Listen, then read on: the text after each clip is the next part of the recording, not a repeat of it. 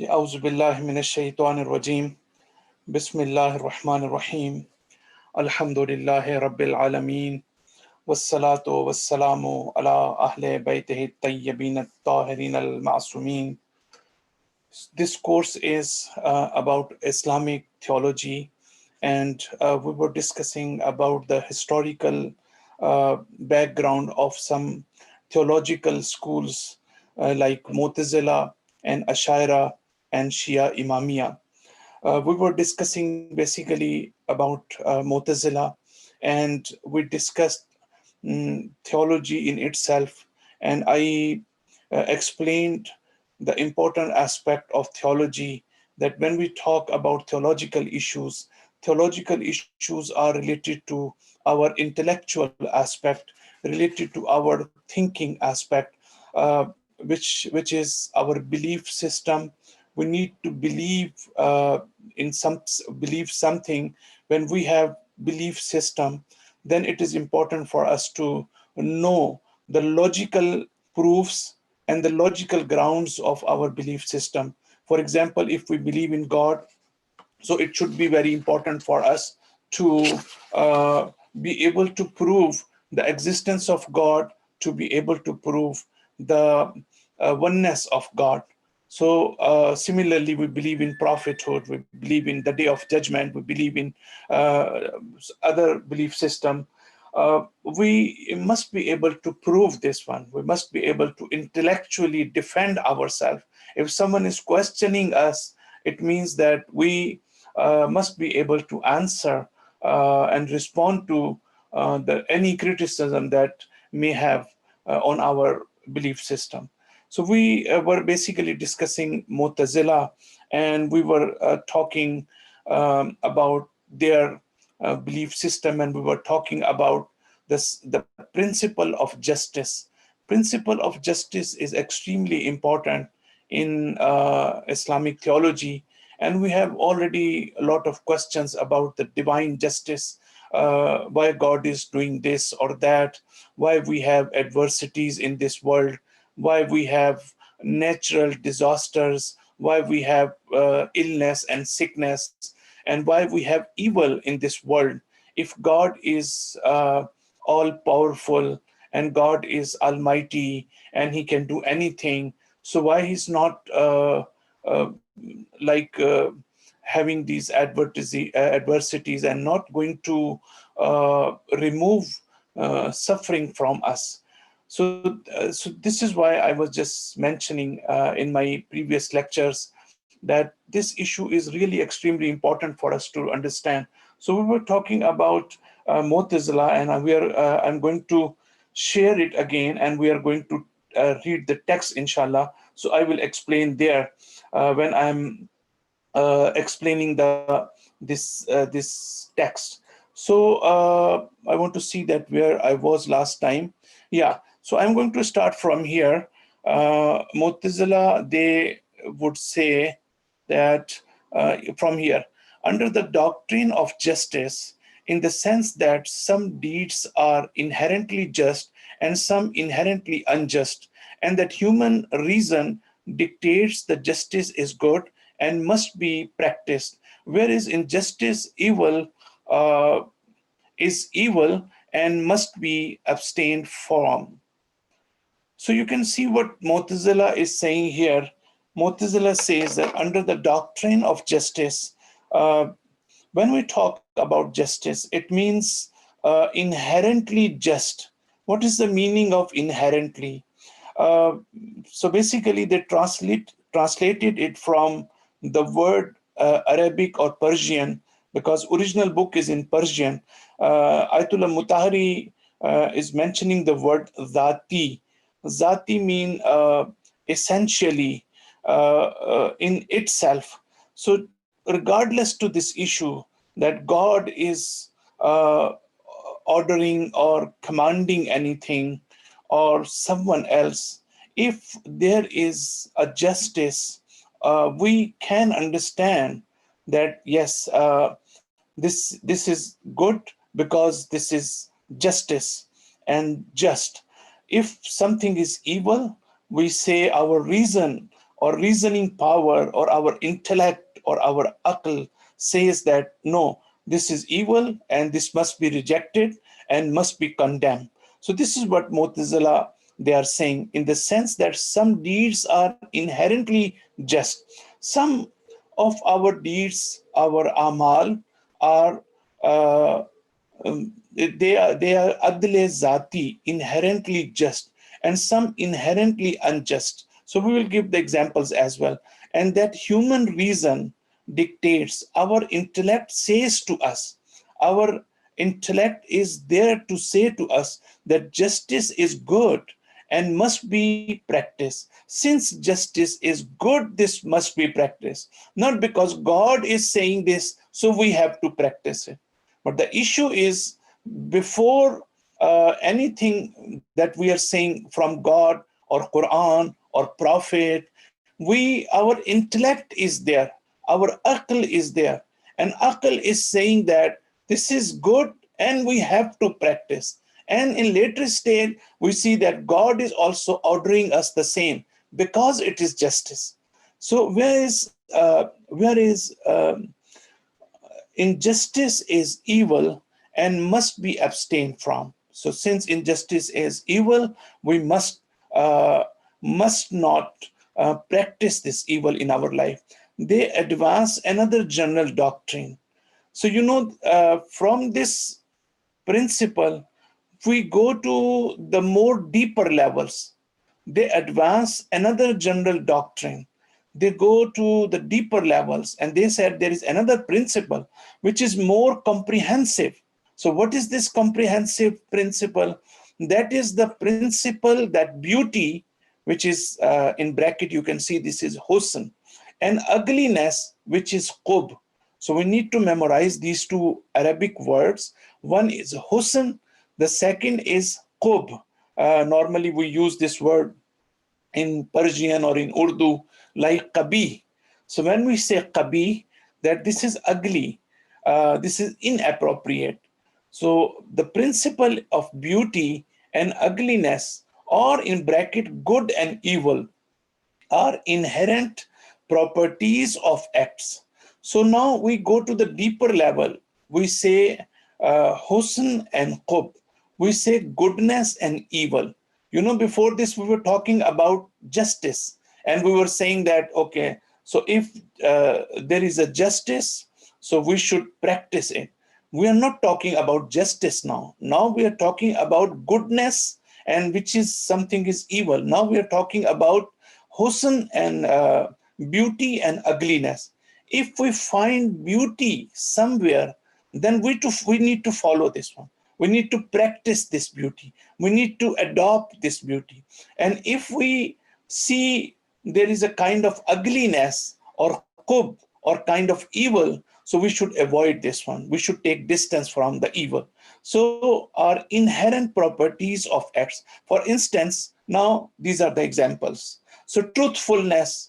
So regardless to this issue that God is saying that it is wajib on us, that we must be truthful person, we must be trustworthy person, we must have chastity and God-fearing taqwa. So, but before any commandment from Allah subhanahu wa ta'ala, our intellect says to us that truthfulness is a beauty, trustworthiness is a beauty, chastity is a beauty, and taqwa and God fearing, that we need to fear Allah subhanahu wa ta'ala. So fear of God is again taqwa, and this is a beauty, are intrinsically good qualities. So essentially and principally, these qualities are good, and falsehood and treachery, this and indecency and neglectfulness, etc., are intrinsically evil. So this is again essentially and intrinsically, this is evil, this is bad. Neglectfulness, if we have indecency, if we have kind of like we are betraying someone, if there is a khianat, if there is a falsehood, so if someone is lying and giving the false statement, it means this is an ugly thing, and we need to avoid, and we need to take distance from this. So therefore, deeds in essence before God may judge them possess inherent goodness or evil, husn or kuf. So before judging God, before God may judge these things, whether it is good or evil, possess inherent goodness or evil. So our intellect is there, our aql is there, and then we have goodness and evil in itself, and understandable for us. Again, hereupon, they arrive at another doctrine about reason. Now we are going to more deeper levels. And he's saying that human reason can independently judge or perceive the good or evil in things.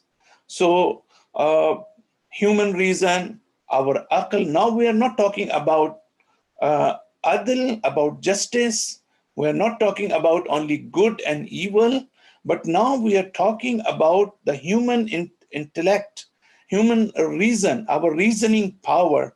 So, because there is a question, and then there is an issue about the capacity of uh, our akal, our intellect, whether we are able to find out something right or wrong, whether we can distinguish right from wrong, and we cannot distinguish right from wrong.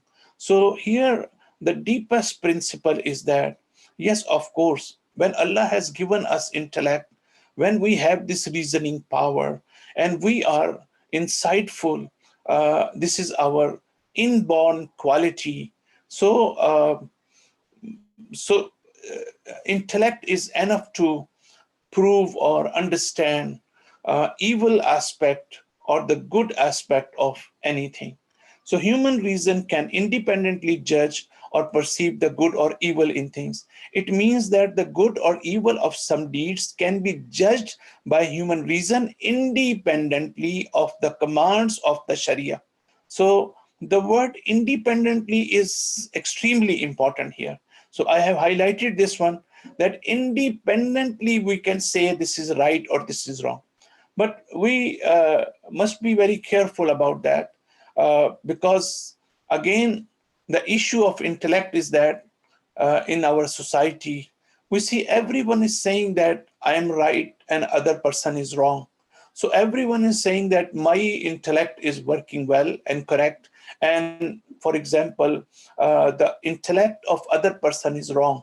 So how we can find out exactly the whose akal and whose intellect is right and whose intellect is wrong? So without going into the detail, we are just talking about reason, about reasoning power, about akal and intellect. But we are not going into the detail that intellect of whom, whose intellect is basically right and who's wrong.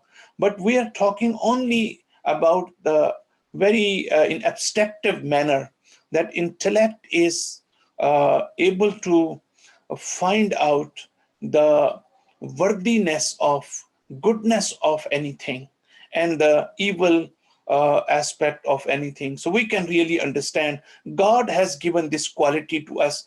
God has given this power to us. This. So the Ashari is this another theological school which is from Ahl Sunnat. They have two main theological schools or sects. One is Mu'tazila, and the second is Ashaira. So Ashaira are against this view too. So we need to remember this one, that Ashaira are not accepting this view. They are not saying that first you understand this is good, and then you say that Allah is ordering us or commanding us because our intellect has already reached to this evilness or goodness. But Ashaira, they are saying that no, we cannot say this one. We only understand the goodness of something or the evil aspect of something when we see the commandment of Allah subhanahu wa ta'ala, when we see that something is written in the Quran. If Quran is saying, if for example Prophet is saying that this is right for you to do, this is wrong for you, you must not do this one, this is forbidden, then we can understand the ugliness of this thing. But in itself, if we want to understand by our intellect and by our aql, we cannot find out, we cannot know, understand this one, that this is ugly, this is evil, this is good.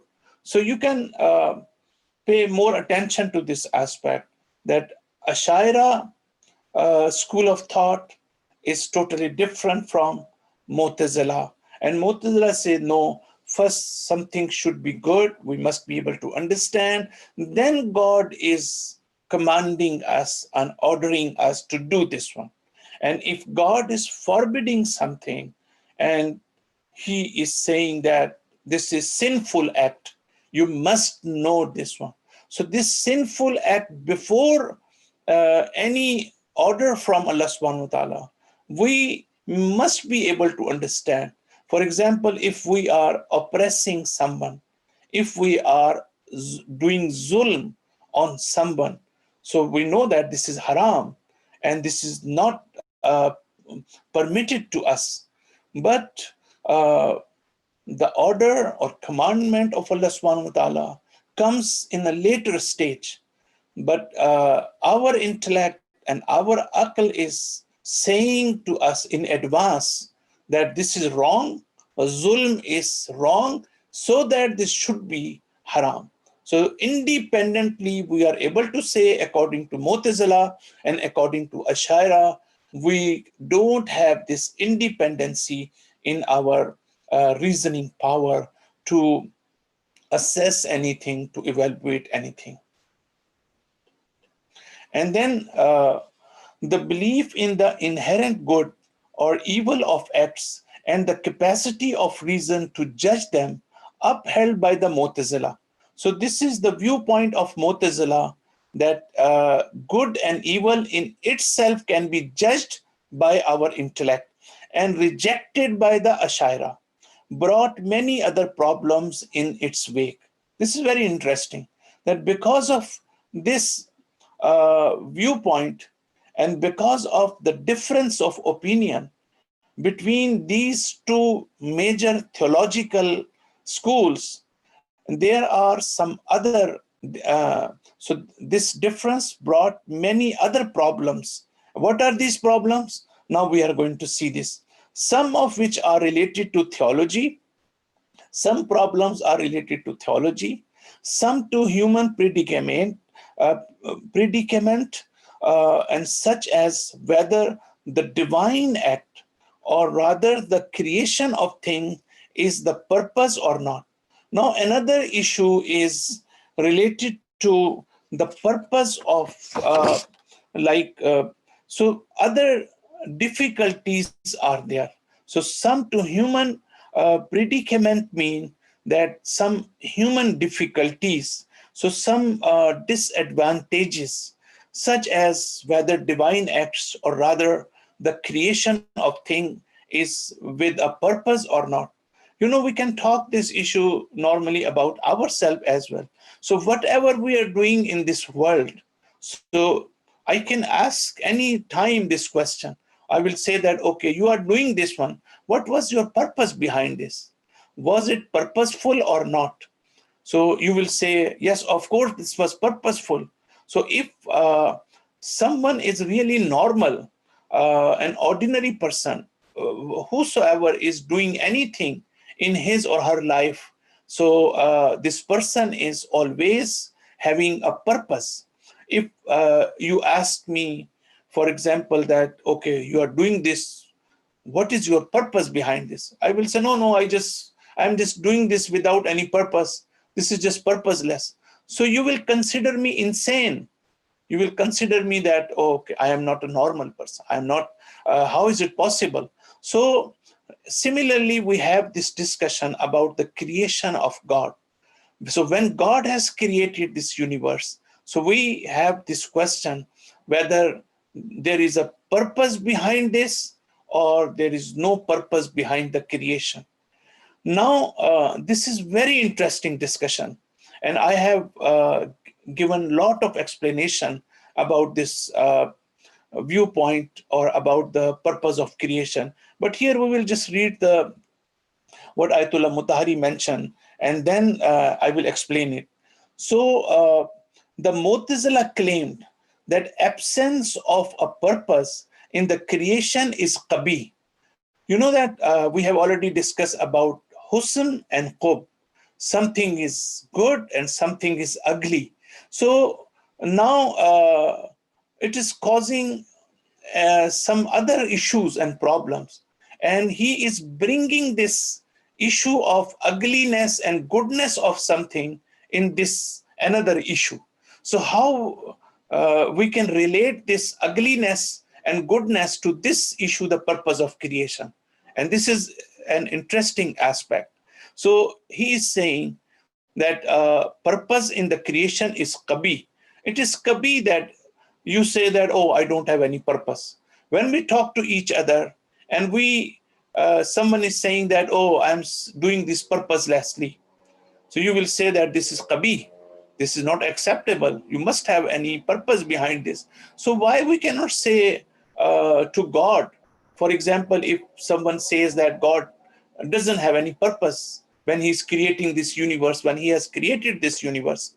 Uh, so Mu'tazila says, yes, absence of purpose in the creation is qabi. It is not possible. So he's saying that ugly thing and so rationally impossible. So how about a duty? So I will just give more explanation that, but Ashaira they were saying that there is no purpose behind. We cannot say that God has purpose when he was creating this universe. Why? Because there is a deeper issue. For example, if you say to me or ask me whether I have purpose or not, I will say, yes, this is my purpose. So why we have purpose in our life?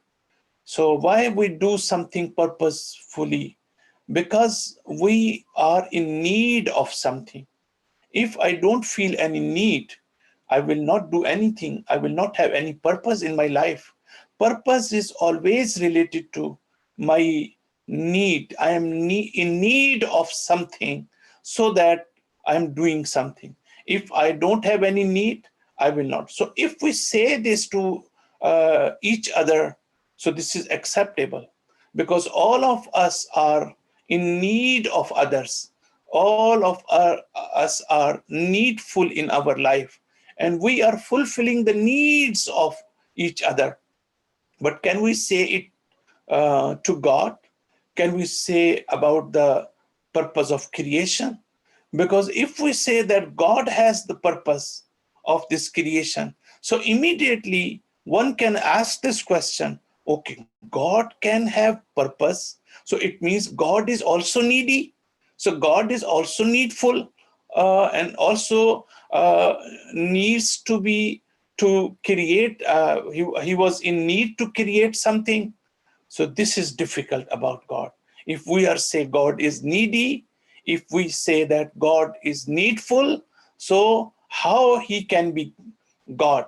So we cannot say this one. So these kind of issues are there. We are not discussing, but here we want to discuss how goodness and ugliness, these two important things are related to some other issues.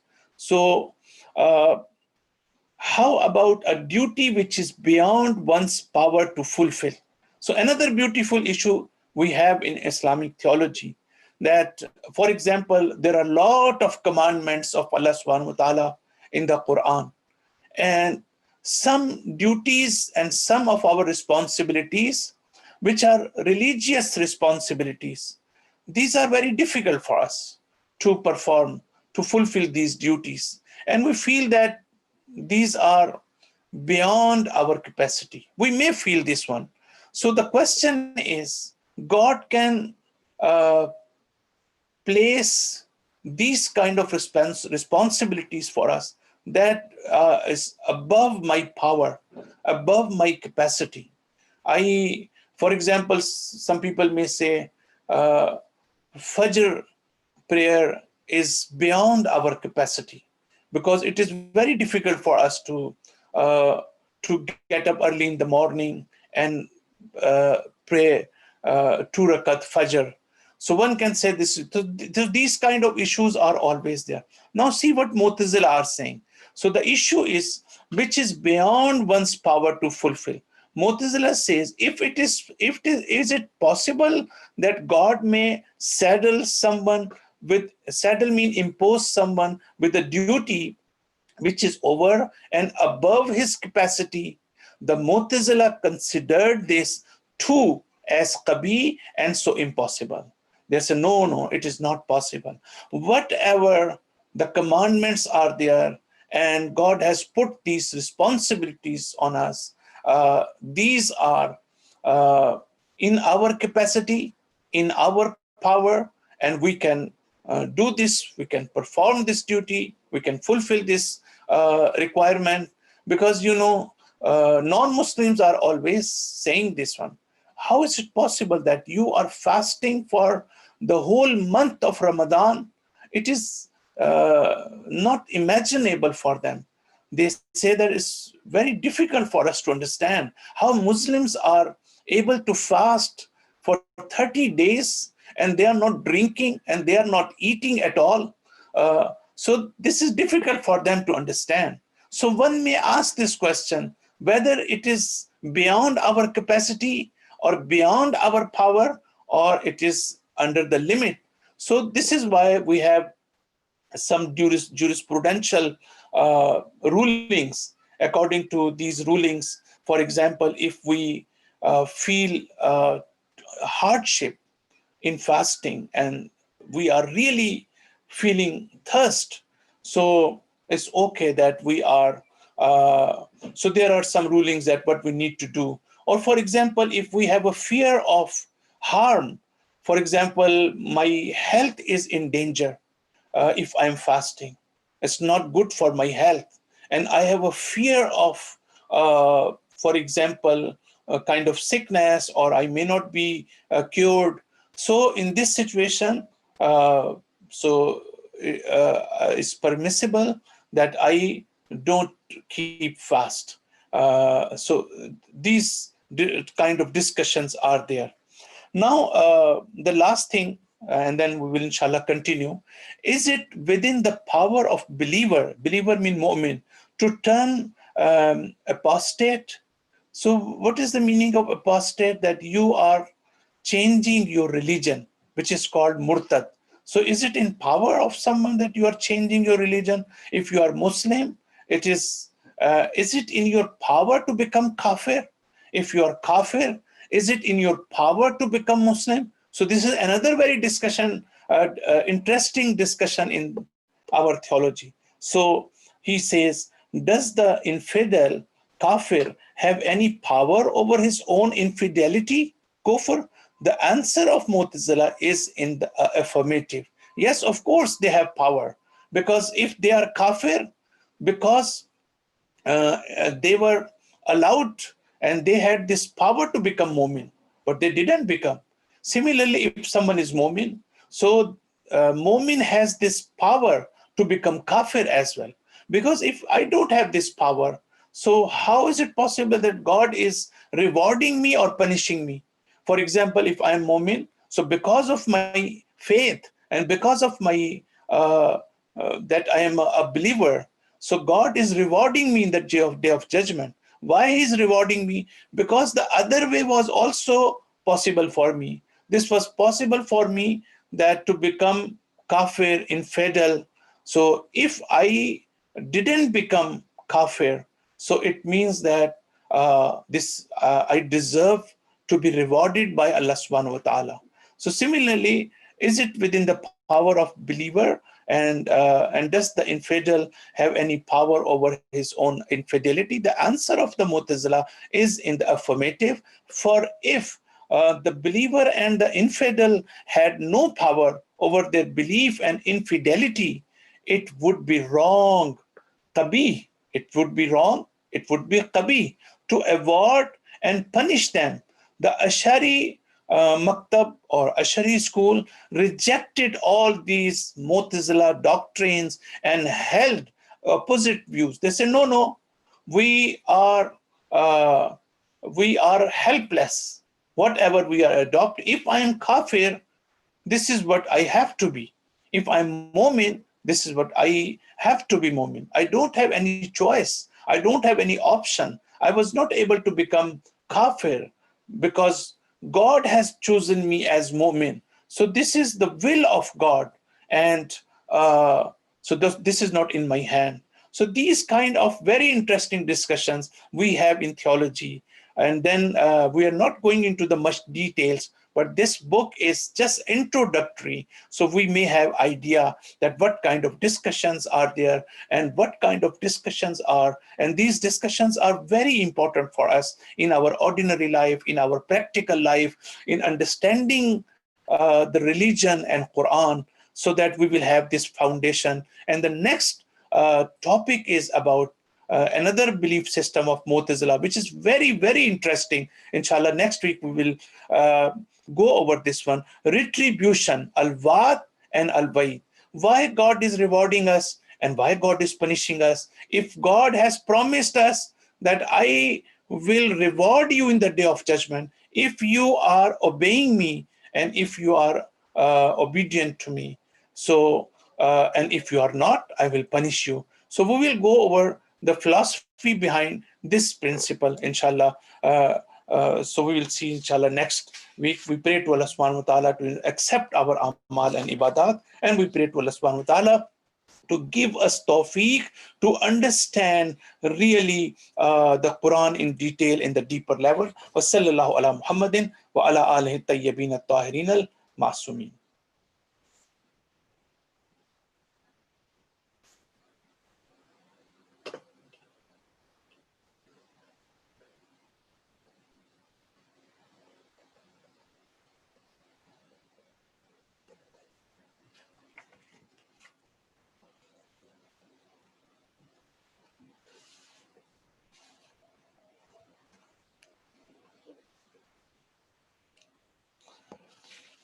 Okay, thanks, inshallah. See you next week.